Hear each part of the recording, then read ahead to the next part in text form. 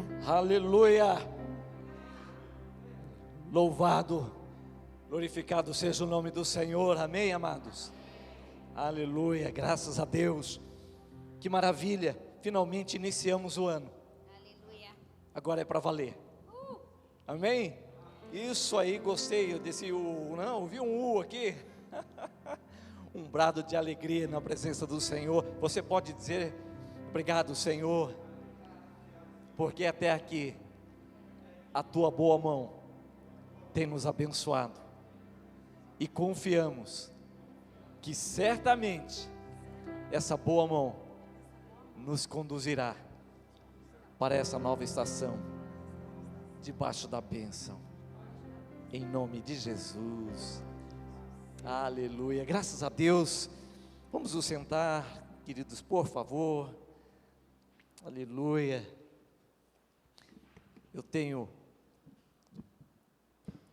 Eu não posso dizer convicção, mas uma impressão de que alguns de nós, eu inclusive, eu entre esses, né? Nós precisaremos aí de algumas semanas de uma ginástica um pouquinho mais forçada. Foi um final de ano muito abençoado. Nós temos um professor ali, né? Nossa esquerda. Qualquer coisa, converse com ele, se você estiver precisando, né, professor? Amém? Colocar essa moçada para correr, né? Aleluia. Enquanto corre, vão declarando as verdades de Deus. Aleluia. Graças a Deus. Queridos, abra, por favor. Abra comigo a palavra do Senhor, Evangelho de Mateus. Quero ler com vocês alguns versículos. Evangelho de Mateus, primeiro evangelho do Novo Testamento, Mateus capítulo 6. Quero ler com vocês a partir do versículo 9. É um texto conhecidíssimo de todos nós. E a palavra diz: portanto, vós orareis assim: Pai nosso que estás no céu, santificado seja o teu nome. Venha o teu reino. Faça-se a tua vontade, assim na terra como no céu. O pão nosso de cada dia dá-nos hoje, e perdoa-nos as nossas dívidas, assim como nós temos perdoado aos nossos devedores. E não nos deixes cair em tentação, mas livra-nos do mal, pois teu é o reino, o poder e a glória para sempre. Amém. Amém. Aleluia. Que alegria. Sabe, queridos, é um contentamento. E eu dizia um pouco antes de iniciarmos a reunião, antes de vocês chegarem, nós estávamos orando, uma breve oração antes de iniciarmos. E eu dizia do meu contentamento, da minha experiência pessoal, da alegria que sinto, né? Quando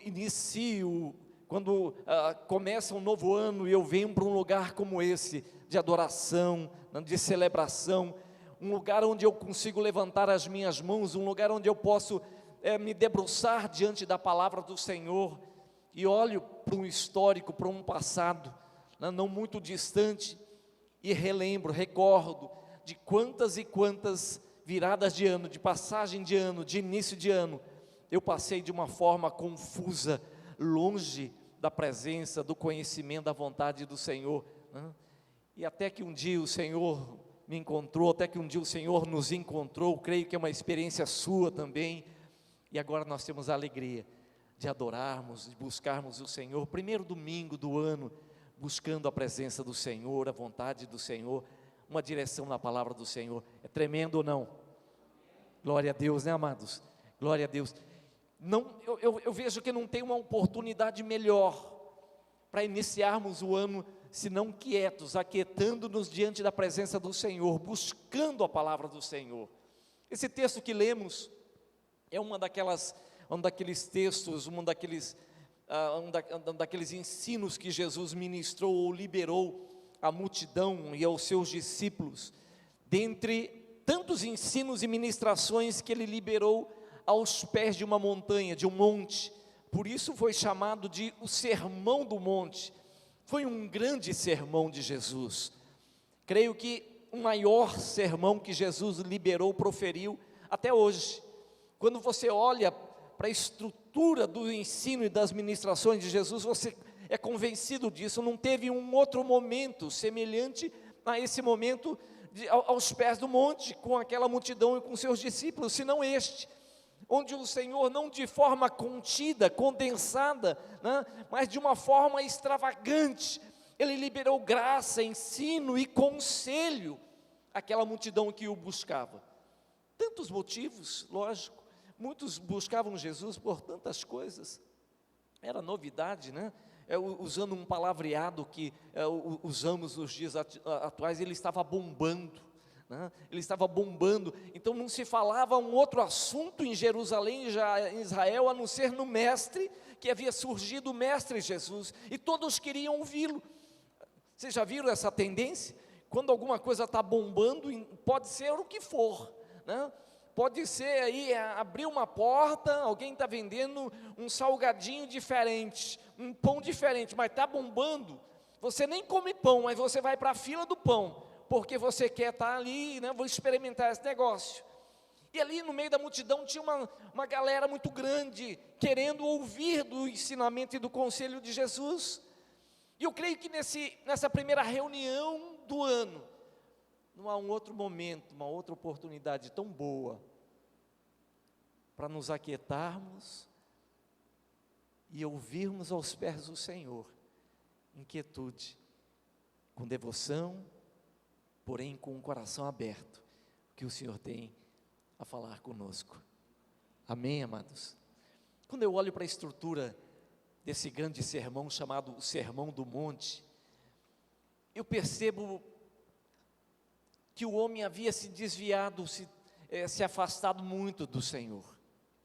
Quando você olha para essa estrutura, essa grande estrutura do sermão, você é convencido disso. O homem havia se desviado, ele havia se afastado demais do Senhor. Ele estava longe demais dos propósitos, da vontade, do conselho, do ensinamento do Senhor. De forma que, quando Jesus começa a liberar uma palavra, o seu ensino, você encontra algumas verdades aqui que você fica pensando, eu falei, mas será que era necessário dizer isso? Era preciso, tanto que foi dito por Jesus. Era necessário, tanto que foi liberado, tanto que esse conselho, esse ensino foi liberado ao coração daquelas pessoas. É interessante, quando você volta um pouquinho na leitura desse sermão, desse texto que lemos, você vai encontrar Jesus liberando um conselho a respeito da esmola.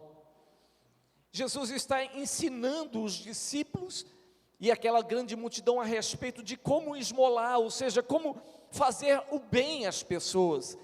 E ele está dizendo, olha, quando você for esmolar, ou estender a tua mão em favor de algum necessitado, ou quando você ouvir alguma necessidade numa casa, na vida de alguém, então você faça, atenda, socorra essa pessoa, mas você não tem a necessidade de tocar a trombeta quando você o fizer. Jesus disse, há um poder muito grande na tua esmola, na tua doação, né, nesse teu ato de estender a tua mão em favor de alguém. Há uma recompensa, inclusive, por isso, mas essa recompensa, ela só vem, ela só te alcança, ela só te abençoa, quando essa coisa acontece no secreto. Teu pai que vem em secreto, ele vai te recompensar, ou seja, a tua mão esquerda, ela tem que omitir o que a direita faz. Se contextualizássemos para os dias atuais, Jesus diria alguma coisa assim, falou, gente, é o seguinte, quando você esmolar, quando você fizer alguma coisa boa, de forma generosa, de forma autêntica, legítima, você não precisa postar esse negócio no Face, você não precisa ir lá no Insta e falar assim, eu abençoei fulano de tal, Beltrano, Ciclano, estão compreendendo? Ou seja, não tem necessidade, por quê? Porque a tua recompensa perde, ela é esvaziada de poder, de eficácia, ela perde a legitimidade do ato. Jesus está dizendo isso, e olhando essa estrutura, essa conversa de Jesus, você fica pensando, mas será que é preciso dizer isso? Será que um pouco de bom senso não leva a pessoa a perceber que quando você atende a uma necessidade, você tem que fechar a sua boca, na verdade, fechar os teus olhos? Tinha necessidade. Quando você percebe Jesus falando a respeito da oração, da mesma forma, Ele está dizendo, gente, a oração é uma coisa tremenda e poderosa, mas a oração é aquele momento a sós com o Pai, é aquele momento onde você, cheio do Espírito Santo, entra no teu quarto, fecha a porta, e em secreto você se derrama diante da presença do Pai. Não é um momento onde você precisa de público, na verdade é um dos poucos momentos onde você não necessita de publicidade. Publicidade para esse momento, para esse ato, né? Ele também tira a eficácia e o valor da tua oração. Não faça como os religiosos, como os fariseus, que assim oram e usam de vãs repetições, ficam repetindo, fazem aquela oração comprida, para serem apreciados pelas pessoas, para que de alguma forma o público, as pessoas olhem e falem assim, meu Deus do céu, que oração poderosa, que oração forte, que oração teologicamente correta, tudo encaixadinho, meu Deus, quando é que eu vou conseguir, né, chegar nesse nível de oração? Jesus está olhando para eu nessa estrutura, falou, gente, sai fora. Quando você orar, entra no teu quarto, é você e o papai, amém? É você e o papai.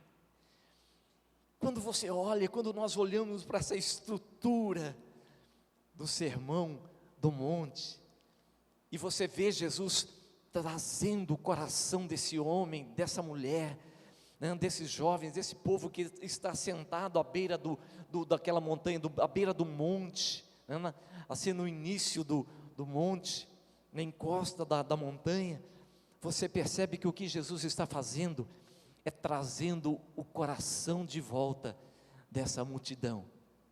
Você percebe que Jesus está com eles, fazendo o caminho de volta. Diga comigo, o caminho de volta. É exatamente isso que nós encontramos na estrutura do Sermão do Monte. Então, quando olharmos, nos debruçarmos para a leitura do Sermão do Monte, você vai encontrar coisas muito elementares, coisas básicas, coisas assim que você fala assim, meu Deus do céu, mas isso é para quem está iniciando a vida cristã, é para quem nunca ouviu nada a respeito de Deus e nada a respeito de nada. É exatamente isso. Jesus está iniciando um caminho de volta com essa multidão. Ele está levando, conduzindo, esse é o seu propósito, conduzindo o coração do homem ao coração do Pai, reconectando o coração da família ao coração de Deus, reconectando o coração da criança ao coração de Deus, amados. Aleluia! Esse é o propósito. É por isso que você encontra tantas coisas assim elementares. Não, havia muito entulho, tinha muito entulho no caminho, e o Senhor estava limpando, Ele estava abrindo um novo e vivo caminho, que foi assim entulhado, que foi detonado pela religião, pelos religiosos, por todos quantos o antecederam. Por isso ele precisou falar de coisas básicas e elementares. Era um novo caminho, era tudo novo. Aleluia.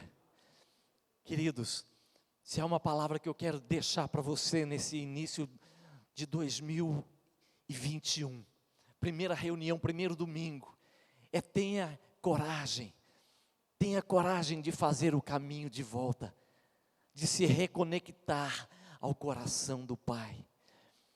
Assim como Jesus estava fazendo esse convite, estava com essa multidão sentado e liberando essa palavra, para que de alguma forma eles fossem reconectados. Eu quero liberar essa palavra ao teu coração.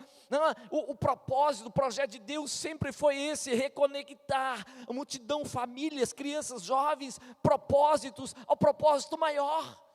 O teu coração é o coração do Pai. Tenha ousadia e coragem para fazer esse caminho de volta ao coração do Pai. Que 2021, início de 2021, sirva para que de alguma forma o Senhor te desperte. Eu não sei se você caminhou muito longe, se de alguma forma os princípios, os valores do reino de Deus, os valores de Deus foram assim tirados, se perderam, foram diluídos. Esse é o momento de você começar o ano dizendo: Senhor, eu tomo uma iniciativa, eu quero me fazer o caminho de volta, eu quero me reconectar aos valores do reino, eu quero me reconectar aos valores do coração do Pai, que os valores do coração do Pai sejam os meus valores, que os valores do reino sejam os meus valores, os valores da minha casa, da minha vida, que os mesmos sentimentos que houve em Cristo Jesus sejam transferidos sobre a minha vida. Amém, amados? Aleluia, que amém tímido é esse? Vou dar uma outra oportunidade para vocês. Amém, amados? Aleluia, graças a Deus, aleluia. Vamos continuar. Quando Jesus então está trazendo esse ensino, falando de coisas básicas, sobre esmola, sobre oração, os discípulos queriam, na verdade, uma forma, um modelo, uma direção, um direcionamento. Jesus então no versículo 9, ele disse: portanto, vós orareis assim. E ele inicia dizendo: Pai nosso, fala comigo, Pai nosso, que estás nos céus. Aleluia. Queridos, coisa tremenda essa oração de Jesus. Nós poderíamos parar aqui nesse início, e quando eu vejo Jesus liberando essa oração, esse modelo de oração aos discípulos, na verdade ele não está usando um quebra-gelo, ou dando um modelo de um quebra-gelo para você iniciar o teu momento de oração. Jesus nunca usou de quebra-gelo, de subterfúgio, de desculpa para algo, não. Na verdade, o que ele está dizendo, ensinando aos seus discípulos, aquelas multidões, eu preciso trazer novas realidades para vocês, eu preciso que vocês vivenciem realidades dos céus. Por isso ele inicia a sua oração dizendo: Pai nosso, que estás aonde? Que estás nos céus. Queridos, uma convicção que você e eu temos, é que as grandes decepções, frustrações na vida de um homem, na vida de uma pessoa, elas acontecem no nível natural, verdade ou não? Elas acontecem de forma natural, né? Isso naturalmente vai acontecendo no relacionamento uns com os outros, no relacionamento entre pessoas. Não tem como você se frustrar com o Pai, não tem como você se frustrar com Deus, né? Tem como você ter expectativa errada, longe, distante do conselho bíblico, do conselho divino. A menos que eu tenha convicções e expectativas erradas, eu jamais vou me frustrar com o Pai, jamais.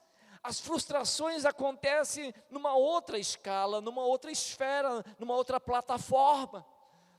E Jesus está tentando, de alguma forma, conduzir esse povo, essa multidão, às realidades que estão acima. Ele disse: Pai nosso, aonde é que eu te encontro, que estás nos céus? Sabe, quando eu olho para esse início de oração de Jesus, eu tenho ideia qual é o propósito de Paulo em Colossenses, capítulo 3, quando Paulo está ensinando aquela igreja, ou liberando uma palavra, escrevendo aquela igreja, ele disse: olha, pensem nas coisas que são lá do alto. Amém? Pensem nas coisas que são do alto, onde Cristo está assentado à direita de Deus. Ele diz: não há um único ensino onde você é levado a lançar raízes, a viver na expectativa, na esperança das coisas baixas, terrenas. Não, todo o ensino bíblico somos peregrinos. A nossa herança e a nossa pátria não está nesse plano, ela está em lugares altos. O que Jesus estava trazendo aos seus discípulos é o Pai Nosso, o lugar da tua provisão, o lugar do teu socorro, aquele que não vai poder frustrar, aquele que jamais frustrará, aquele que jamais trará decepção a você, ele se encontra nos lugares altos. Ali é o teu lugar de esperança, de fé, de devoção, de busca. O teu tesouro está em lugares altos. Não quer dizer que você vai viver uma vida alienada das coisas. Não é isso. É lógico que nós viveremos, precisamos viver, todos nós precisamos de alguma forma estar inseridos dentro do contexto de sociedade, nas mais diversas esferas, segmentos da sociedade. Em todas as áreas tem que ter homem de Deus, mulher de Deus, somos sal, né? Sal, e sal da terra só tem valor quando ele, de alguma forma, ele traz uma influência, uma boa influência, ele salga, ele influencia, ele abençoa. Agora, queridos, todo o ensino bíblico, de alguma forma, ele quer tirar a nossa esperança,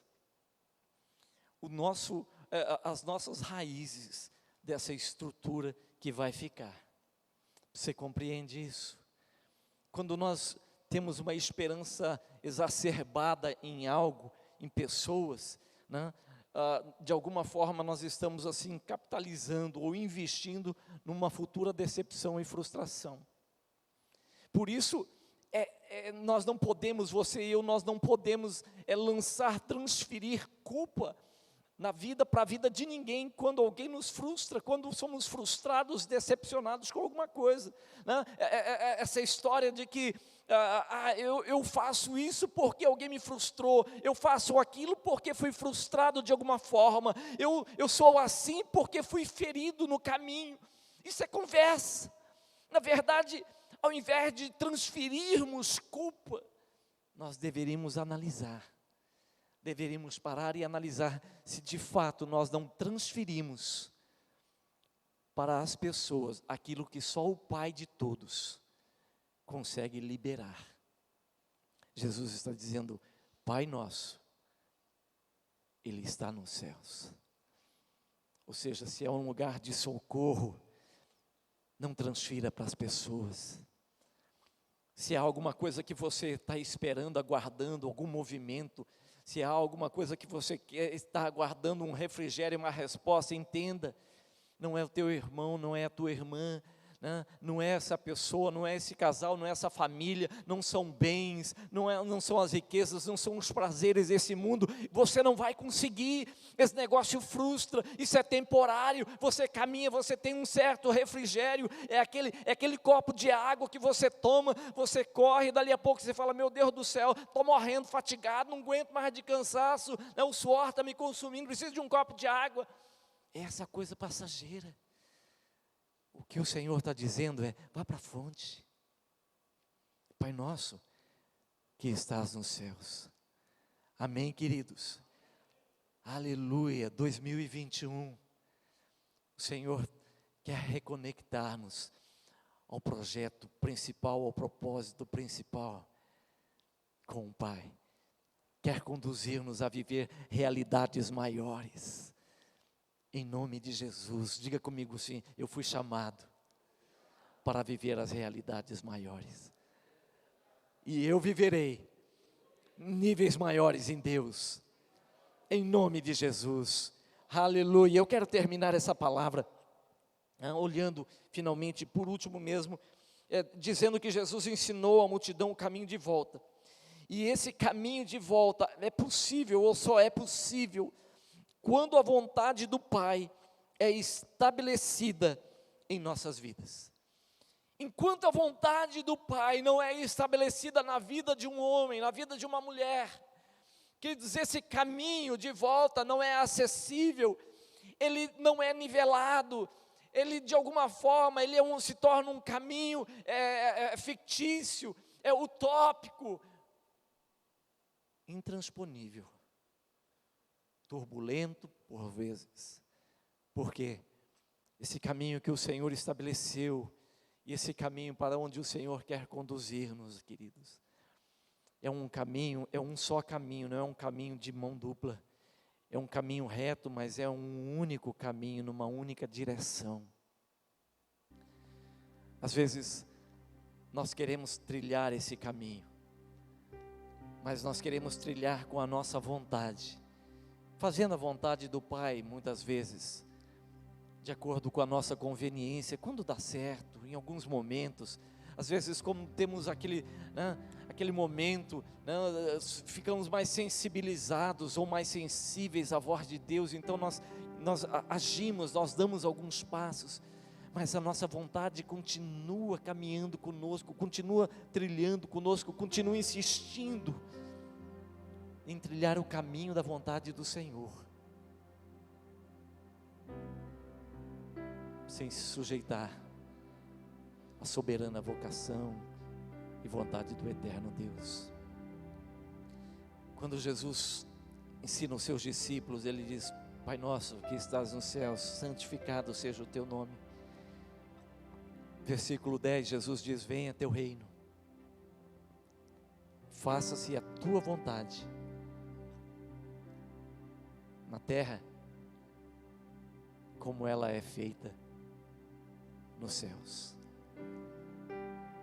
Esse abençoado, bendito caminho só é viável, só te abençoa, só te transforma, só muda quando nós temos a ousadia e a coragem, fazendo a vontade do Pai.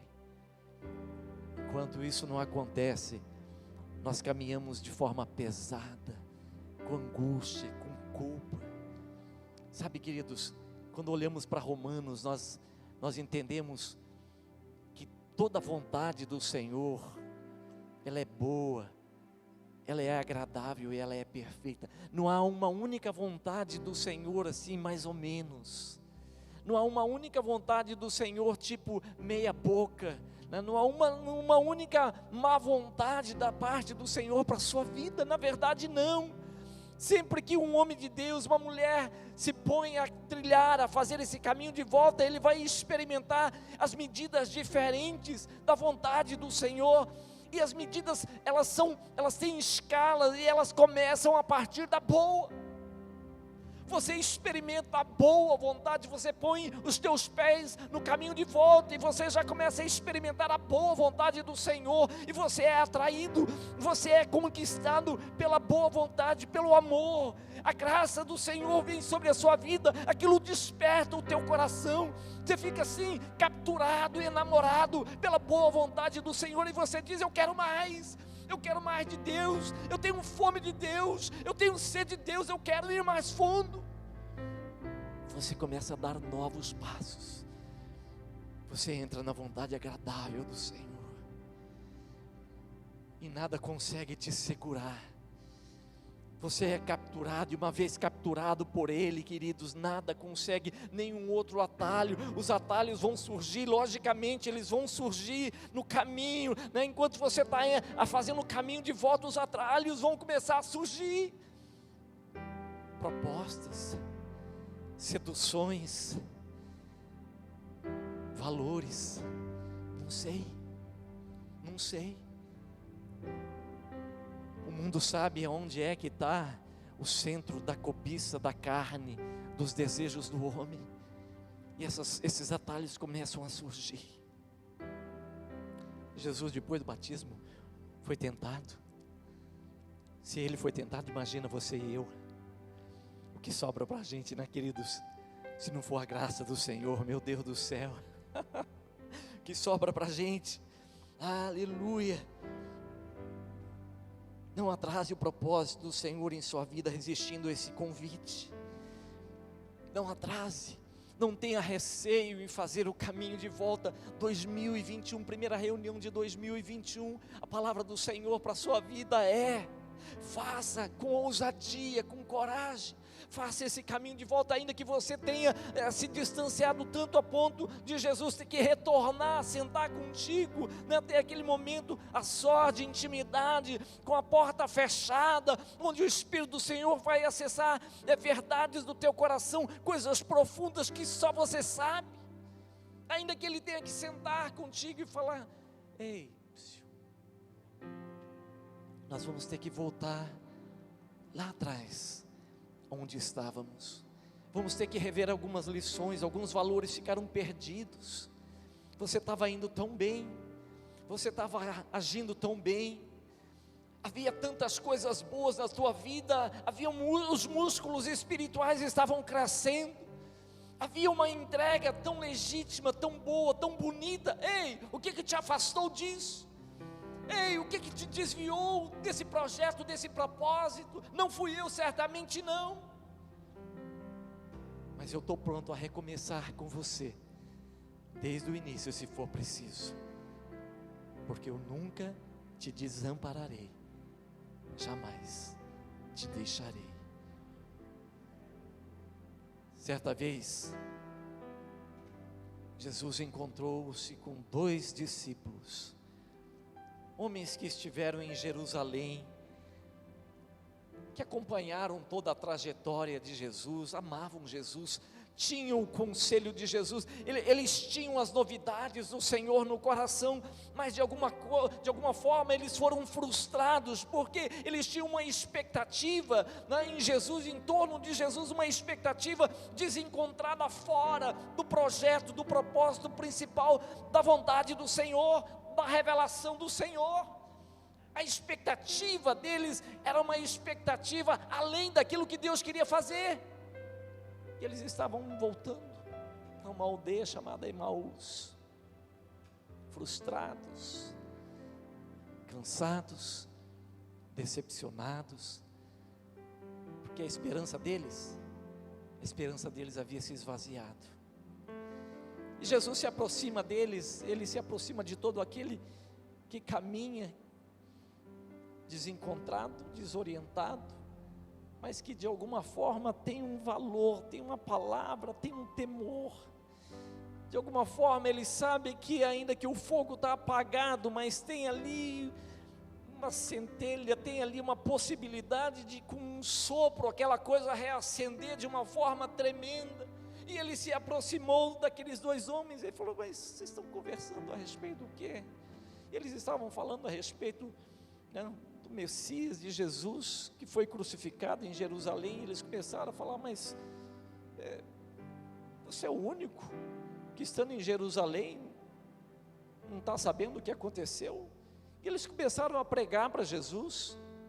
E eles pregaram para Jesus, pregaram para Jesus, pregaram para Jesus. Jesus ouviu tudo aquilo ali, ele falou: nécios e tardos de coração, vocês demoraram, vocês não conseguiram entender, vocês não conseguiram conectar aquilo que o Pai estava fez através desse homem, desse Jesus que vocês me anunciam. E ele começou a ensiná-los a partir daquilo que as Escrituras falavam. E eles se aproximaram de Emaús, era tarde. Esses 2 homens falaram: olha, o dia já declina, é tarde, entra conosco, fica conosco. E Jesus entra com eles então naquela casa, e eles começam a tomar a refeição juntos. E Jesus pega então o pão, ele parte o pão, e os abençoa, e abençoando ele dá o pão àqueles homens. Eu creio que a memória da última ceia, do pão partido, do novo e vivo caminho, veio uma vez mais ao coração, ao espírito, à alma daqueles homens. Então seus olhos foram abertos, e eles viram que era Jesus que estava com eles. Naquele mesmo momento Jesus desaparece, dia mal amanhece. Sabe o que eles fazem? Eles levantam e iniciam um caminho de volta para Jerusalém. O que Jesus veio fazer? Resgatar aqueles 2 homens que estavam se distanciando de Jerusalém. O que o Senhor está fazendo nos dias atuais, através da intervenção, da ação do Espírito Santo, é trazer-nos a lembrança das coisas que o Senhor tem dito e tem falado por gerações, para que não erramos o caminho. Ele quer conduzir-nos de volta ao coração do Pai. Quero te convidar a se colocar em pé.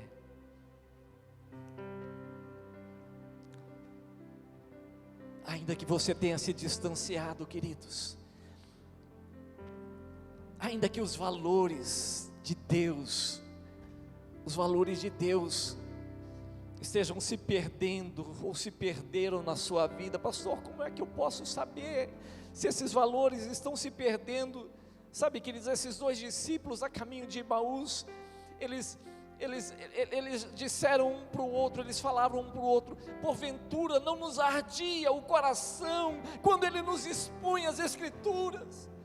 Porventura, quando a palavra do Senhor era liberada, e quando Ele trazia a revelação, quando Ele começava a conectar as verdades do Pai, do coração do Pai ao nosso coração, o nosso coração ardia. Um dos sinais, um dos sintomas que o nosso coração, assim, de alguma forma, está se esfriando, é porque nós nos distanciamos demais.